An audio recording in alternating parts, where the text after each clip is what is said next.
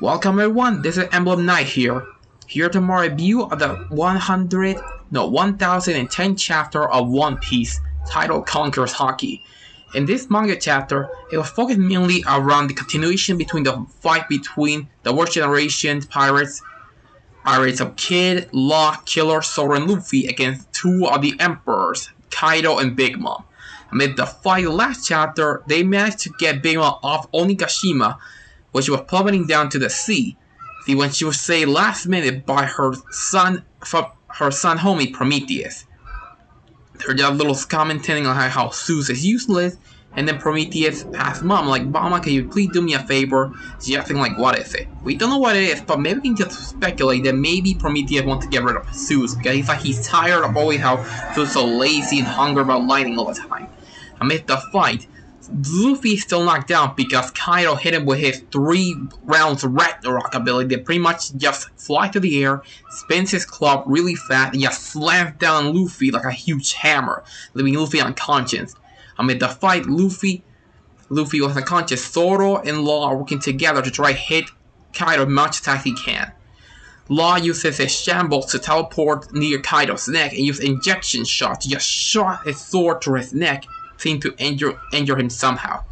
Zoro's talking with Law, saying that, do you think Luffy will be okay? And Law's like, I don't know. He doesn't attack him head on. It's sort of like, I cannot do much, but it's the strongest attack I can do before I lose consciousness.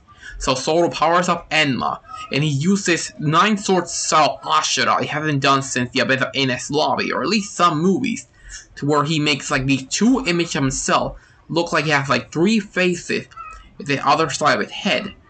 And also he has like 6 to 9 arms. And like cuts Kaido immensely.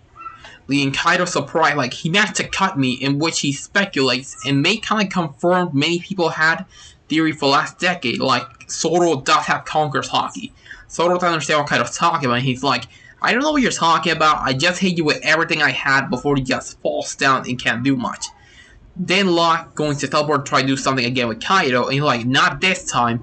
And then he does like this one attack called Curtain, where it looks like he's making like these lines that make it, I think he's making like a shield before he just gets slammed back. And then, as Kaido just like, okay, looks like this over, I really wish you guys could join me and we could take over the world. And then Luffy comes up, just like shocked, like, what? How did he still back out? I thought that knocked him down. And Luffy just like, let me guess. The reason you're so strong is because you're using Conqueror's Haki to coat yourself in it, like armor.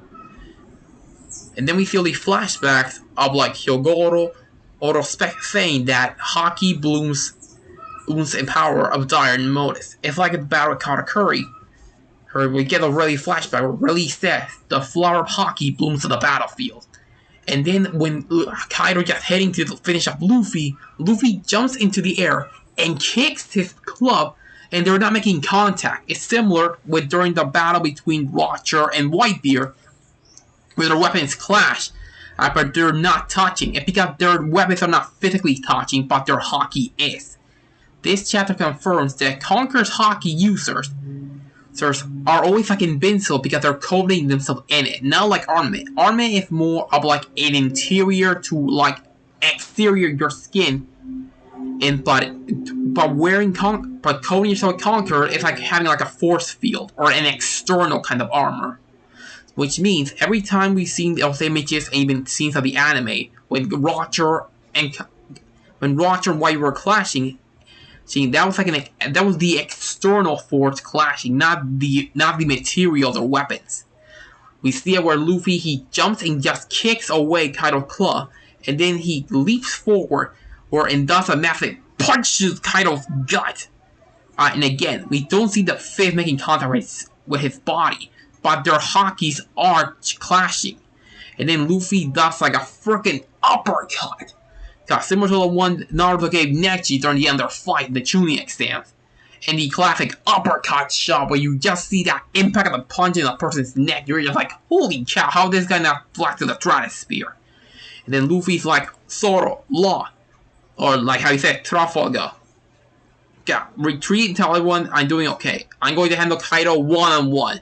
And that's the end of the chapter. And that really was a really grand that's like a big theory been confirmed for a long time.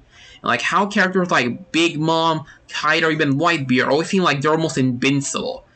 Well, Conquer Haki users been confirmed they have the ability to use Haki like we're like a force field, or even like a barrier like an RPG.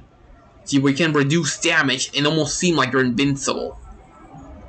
Luffy is now feeling confident he can do this because Luffy said, I didn't get the trick before, but now I can take it now. That's all, people. Thank you. This is Emblem Knight, signing out.